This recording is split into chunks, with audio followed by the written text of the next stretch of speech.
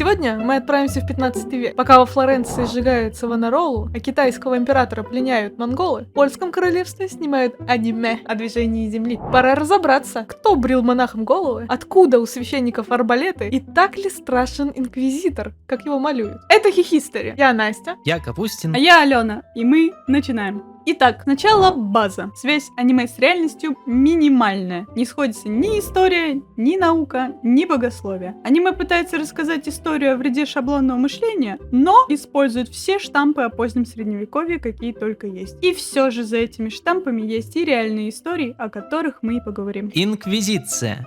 Надо подробно разобраться. В аниме она показана через историю садиста, который мало того, что лично людей сжигает, так еще и умеет фехтовать. Вряд ли у него были такие перки, ведь настоящая история скучнее. Минуточку. Герой не раз упоминал, что он не настоящий инквизитор, просто служит. Не хочу ничего сказать, но, по-моему, мы смотрели разные аниме.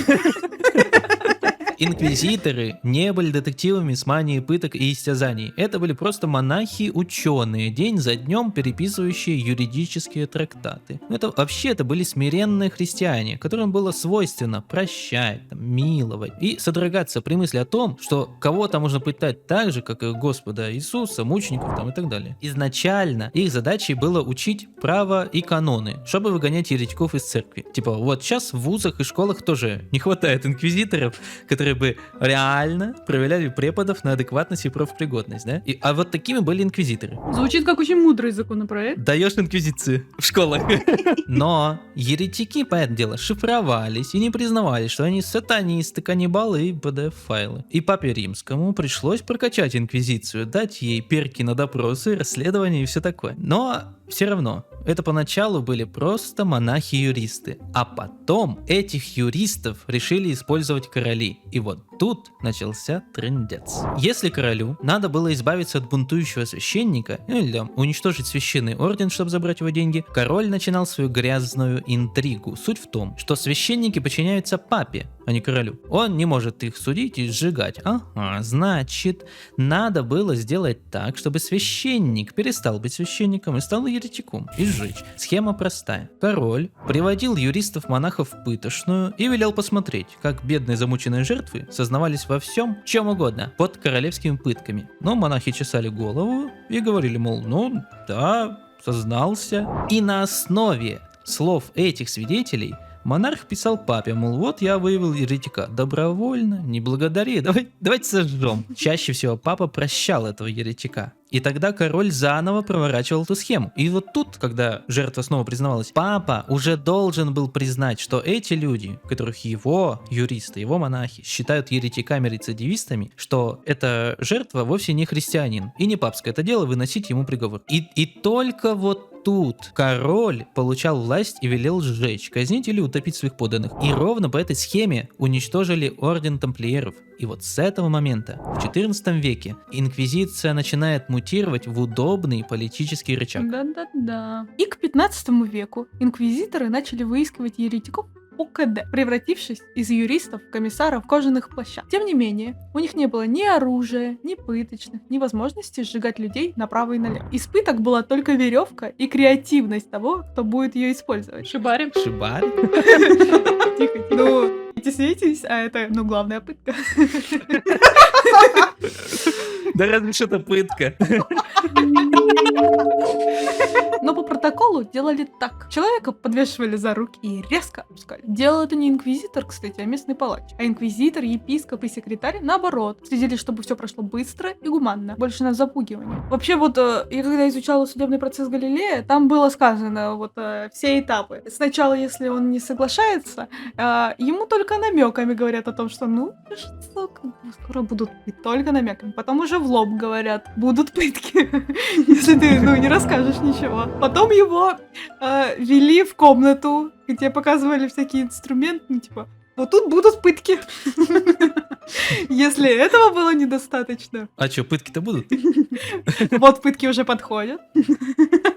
И вообще, папская булла 13 века запрещает, чтобы при пытках были увечья. Да и сами пытки запрещает, если в показаниях нет разногласий. Пытать можно было только если все доказательства вины были, А еретик продолжает скрывать инфу о лидере своей секты, о том, сколько у нее оружия и т.п. Короче, только в кулуарах такие же психи, как инквизитор из аниме, вырывали зубы, отрезали руки, разрывали рты и все такое. Но и такое, как я поняла, было. Но в Польше, где происходят события аниме, инквизиция была намного гуманнее, чем в Испании. В Испании была реальная жизнь, а в Польше было всего 6 инквизиторов. И вот статистика. Несколько сотен допросов, несколько десятков присели после этих допросов в тюрьму, и около десятка сожгли. Кого для устрашения ранних протестантов, кого по доносу. Короче, сжигали за политику, а не за науку. И наоборот, вся наука строилась на еретиках и иноверцах, вроде язычника Аристотеля и мусульманина Авероэса. И их, этих язычников и еретиков, очень почитали и уважали все, от Папы Римского до подпольных алхимиков-герметистов. Рехнуться можно, насколько они их любили именно за науку и метод. Инквизиция тут вообще никаким боком. Да пофиг на инквизицию. Я узнала, какого черта у них такие смешные прически. О, слава богу. Если вдруг захотите такую в парикмахерской, чего не советую, то называется она танзура, в переводе стрижка. Она хайпанула внутри монашеских орденов. Идея была в том, что такую прическу носили рабы, ну и монахи, рабы бога, логично. То есть это чисто писк моды и символ. А потом его утвердили как дресс-код. Итак, на выбор было 3 варианта. Танзура Святого Петра, лысина и вокруг нее волосы. Классика. Классический вечерний вариант. Базовый минимум. Танзура Святого Павла, лысая передняя часть головы. Или ваше личное творчество. Но что-то должно быть выбрито. Желательно на голове. Потому что танзурация проводится в момент посвящения в сан. И это как права на вождение. Без нее ты ряженый, едва ли священник и все такое. Поэтому голову надо было брить раз в месяц. И ходили они как ежики, кололись. А знаете, что также прикольно? Вам, наверное, знакомое слово самобичевание, но вы задумывались вообще, что оно за собой таит? Бич. Тут еще прикол. Понятно, что в Священном Писании нет рекомендаций хлестать себя самого плеткой, но если что-то не написано, то еще не значит, что это запрещено. Ну вот они и били себя, кто-то добровольно, а кто-то в педагогических целях. Это старая, добрая и еще античная традиция. В средневековье слово дисциплина вообще значило либо порядок, либо бич. Бич. Не могу. Либо бич или плетку. Был даже такой Петр Дамиани, который расстарался над своим трактатом в похвалу самобичевания так, что оно стало супер модным. А то, что в аниме аббат велит монаху один раз себя для дисциплины шлепнуть плеткой, это вообще ничто. Преподобный Колумбан предписывал монаху, говорившему «О ужас!» наедине с женщиной 200 ударов. А ничего, тот факт, что тот же аббат в аниме творил ядерную ересь. Вот ему бы 200 ударов плеткой. Напомню, он выжег подчиненному глаз свечкой, что такой кринж. Его бы сожгли после доноса быстрее, чем всех ученых в аниме. Так и более того, хватило бы просто его слов. В 6 серии он говорит удивительную фразу: «Любопытство — это грех». В Библии есть много отрывков, говорящих об этом. Это правда так смешно. А даже в Библии написано. Я священник. Я знаю. источник. Да, там такого нет. Я проверил. На него за эти слова против священного писания точно бы донос написали моментально, и он бы поехал на дознание. Но авторам аниме, к слову, так пофиг на текст Библии, что они буквально сами его выдумывают. Там на полном серьезе инквизитор говорит: клянешься ли ты Богом? При том, что, это профнепригодность, ведь Иисус буквально говорит: не клянись Богом. Да и в принципе, пока я читал всякие книги про инквизицию, нашел вот такой пассаж. Церковь считала, что неопровержимым доказательством гелиоцентрической системы мира является Библия, в которой сказано, что Солнце движется вокруг Земли. Но я без понятия, как такую чушь можно было написать, ведь я просто могу пойти и проверить. Камон. И еще в 6 серии есть несостыковка, как раз о звездах. В 6 серии монах говорит, что ему не нравится, как пишут о движении звезд, а значит, замысел Бога несовершенен. Но средневековое мышление шло абсолютно другим путем. Оно обосновывало любое, даже кажущееся уродство, страдание и зло. И концепция геоцентризма была именно что красивой. Она идеально укладывалась в музыкальную гармонию мира. Во что? Была такая античная концепция, что орбиты планет, судя по всяким измерениям, точь-в-точь, как струны музыкального инструмента, натянутые так. Цифры измерения у них сходились. Типа да. И называлось это музыка сфер. Пара-па-па-па-па. Это говорили им цифры, и мало кто хотел и мог их перепроверить. Тем более, что в остальном греки все отдельно и точно писали. По их расчетам и в море выходили, и часы считали. Так что и эта гармония принималась как, типа, научный факт. Не, ну если греки писали. Качество. Сейчас так не пишут. Раньше писали, в Греции писали все, не спеша. Да, не знаю, он даже рисовал, помню, там на земле все эти завитушки, они выглядели намного симпатичнее, чем шарик в центре и кольца вокруг. Супер красиво. А средневековые монахи делали удивительные инструменты, которые все это рассчитывали. Никто не шел против науки, чтобы найти красивую систему, ведь она и так была одуренной. Так что, на самом деле, европейцы пришли к гелиоцентризму, потому что появились более точные приборы и переводы мусульманских астрономов, а не потому что чел это некрасиво и т.п. Когда герой чертит вот эту гелиоцентрическую модель, и мир вдруг проясняется, это такой тупой момент, ведь система Коперника по сложности исполнения нюансов была нисколько не легче древней системы Птолемея. Орбиты у Коперника были кругами, а не эллипсами, и наблюдения не сходились с теорией. Там, где решалась одна проблема, появлялось две другие. Ну что вы тут начинаете? А персонажи постоянно что-то считали, высчитывали и всегда все записывали. Вот у них и бумага была, и перья. А это вообще-то было капец как дорого. И тогда все считали просто на пальцах. И не как мы до 10, а к ужасу перфекционистов до 9999. Ставьте мой смех из предыдущего видео, я... Как ты на пальцах до 9000 посчитаешь? На одной руке можно показать 99. И, удивительно, на другой тоже можно показать 99. Как ты покажешь? Покажи прямо сейчас для наших зрителей. Они это делали системой знаков, символов, схожей с римскими цифрами. Используя ограниченное количество знаков, можно было показать сколько угодно. Также и на пальцах можно научиться складывать и даже умножать. Так на рынках они друг другу и показывали пальцы, вообще не догадываясь, как это записать римскими цифрами. Описали цифры именно римскими. Арабским цифрам учили только астрономы. И их монахи просто терпеть не могли. Зато правдиво, что все ходят с астролябией, потому что это были и часы, и карта звездного неба, и календарь, и черти что еще. И царская астролябия. И, кстати, ошибка в определении времени была всего 5 минут. И астролябия — это тоже изобретение мусульманских ученых. Они вообще были в так называемом преме. Но и европейские не уступали. И, кстати, не списывали у восточных коллег, что Земля стоит в центре всего. Потому что это восточная идея, что Земля в центре всего. Это миф, что Коперник вывернул наизнанку картину мира, и Земля перестала быть центром. Средневековые мыслители постоянно изображали ее вообще на периферии и в самом низу общей картины. И когда Галилей пишет, что астрономия пытается наконец-то как-то реабилитировать статус Земли, то он пишет именно про это. И, кстати, в чем суть суда над Галилеем? Примерно через 100 лет после событий аниме эта идея пришла к самому Галилею. Он написал книгу об этом. И на него написали донос в ответ. Не только он умеет писать тогда.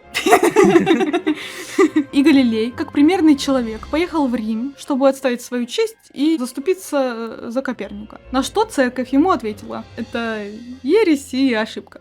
А аргументы? Нашли цитату, которая буквально говорит: солнце восходит и заходит, то есть ходит. О, ходит. Ну, еретик.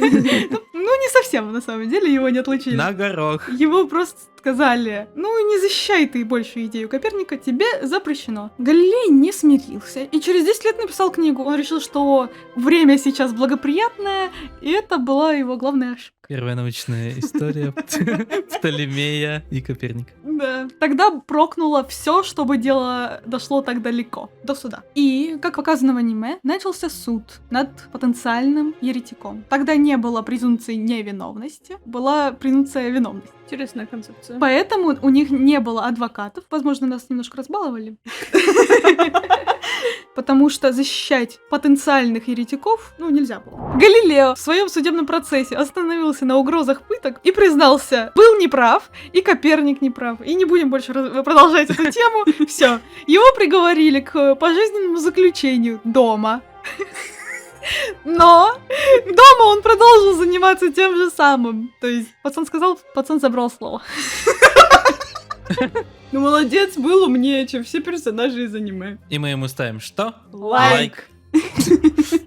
Но по сути ни Галилей, ни Коперник не были полными прототипами хоть кого-то в аниме. Но вот в этих ваших интернетах пишут, что прототипом первого героя может быть Джордано Бруно. Давайте я вам расскажу немного про Джордано Бруно. Самое главное, он вообще был не борцом за науку, а монахом-авантюристом, бегавшим по Европе, автором собственной метафизики, в которой были бесконечные миры, одушевленная вселенная, переселение душ, магия, критика власти и числа сумасшедших размеров. Парню очень хотел стать лидером секты, и он прикрывался самыми новыми идеями, которых смог нахвататься. Одна из них — гелиоцентризм, но цена она была для него не из-за физики, а из-за магии. И вот он решил нагреть одного венецианца, который хотел тоже стать чернокнижником и колдуном, но клиент чуда так и не дождался и донес на Бруно куда следует. Целый год инквизиторы добросовестно опрашивали знакомых Бруно. Все они как один говорят, что чел говорит антинаучную и по сегодняшним меркам чушь про инопланетян и все такое. Что звезды — это порталы в другие миры и т.п. И что он мечтает сгореть на костре, чтобы это доказать. Монахи так и не поняли, чего он хочет этим сказать, и послали дело в Ватикан, где его уже 20 лет искали как беглого уклониста. А там открыли книги, которые он настрочил, и натурально охренели. Допустим, по Бруно пророк Моисей был магом и мог кастовать лягушек. Удобно. А Иисус вообще местный еврей-волшебник. Короче, 8 лет инквизиторы пытались образумить парня, чтобы он тупо как Галилей отрекся и шел лесом, но он всех их слал в одно место и кричал, что предпочтет смерть на костре. Тогда церковный суд вынес решение, что Бруно не христианин, и суд освобождает его от сана и от попыток образумить. И что? Через 2 недели власти города сожгли его, лишь бы чел снова не создал секту. О как. Короче, не был он борцом за гелиоцентризм, а был тогдашним инфо-цыганом и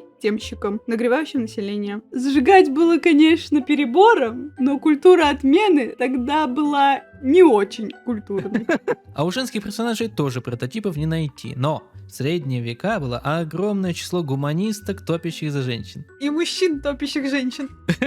Женщины жили в обществе, где монахи дают образование монахам, и в этот клуб вход воспрещен. Я напомню про 200 плетей за разговор с женщиной. Да, так что вряд ли женщина могла где-то получить такие нереальные знания, да еще и об астрономии. Разве что что-то прочитать. Но, кстати, сумасшедший факт, что чтение про себя, как мы, только глазами, это вообще обновление на сервере в 15 веке, потому что до 15 века люди читали вслух. А, кстати, если и читали, то книги из монастырских библиотек, которые там выдавали на полгода. И то, если найдут ключ. Ведь книги натурально приковывали к полкам цепями, потому что это было сокровище в чистом виде. Так что, когда в 3-й части героиня находит книжку и думает, как ее издать, чтобы продать кучу тиражей, это что такое? У нее в руках и без того сокровище. То есть что это получается? Очень по-японски показана вся Европа. Интересно, почему? Вот в Европе есть ориентализм. То есть взгляд на весь Восток вообще разом, и пофиг, что там и ислам, и Тибет, и Индия, и Китай, и т.д. А у японцев есть occidentalism, дисциплина о Европе вообще. При таком взгляде католичество становится вариацией японской мифологии, ну и знакомых японцам символов и догм. И все становится темным, мрачным, одинаково готичным. Хотя средневековая Европа была сумасшедшей яркой и светлой, со всеми этими витражами и цветной одеждой. И это представление об инквизиции тоже очень японский взгляд, потому что разные японские правительства карали за постижение тайного знания. И показанная инквизиция больше всего мэтчится с японской карательной бюрократией. Жесткая властная цензура, пытки и требования отречься от того, во что ты веришь. Вот такой неожиданный вывод. Ну что сказать, преследования в Европе были? Были. Сумасшедшие садисты были? Были. Но все равно, как говорили в средневековье, мы карлики, стоящие на плечах тех гигантов из прошлого. Но именно поэтому мы видим дальше, чем они. О, как мудро! Осуждаю слово карлик. Малютки медовари. И что мы видим? А видим мы вашу поддержку. Вы вообще читали, что вы пишете нам в комментариях? Спасибо вам! Безумно приятные слова. И на Бусти еще переходите, подписывайтесь. Спасибо вам большое. Спасибо всем нашим бустерам за поддержку. Мы это очень ценим. А, кстати, о Бусти. Да, сегодня мы очень много что обсудили, что не вошло в этот ролик, так что если хотите послушать просто наши мысли и об аниме со спойлерами, то переходите на Бусти. Очень вас там ждем. Да и вообще, там наш отдельный подкаст, разоблачения, чего там только нет. А главное, вы нам очень поможете. Еще раз спасибо за ваши лайки, комментарии. Мы так рады делиться с вами тем, что интересно нам. И очень хотели бы узнать, что интересно вам, послушать ваши истории, пообщаться с вами. Допустим, на стриме. Как вам идея? На 10 тысяч подписчиков. Напишите, что вы думаете. Подписывайтесь на нас, и мы увидим ваше ответное желание. Мы очень вам благодарны. Всем спасибо. Всех любим. Всем пока! Пока-пока. Всем пока.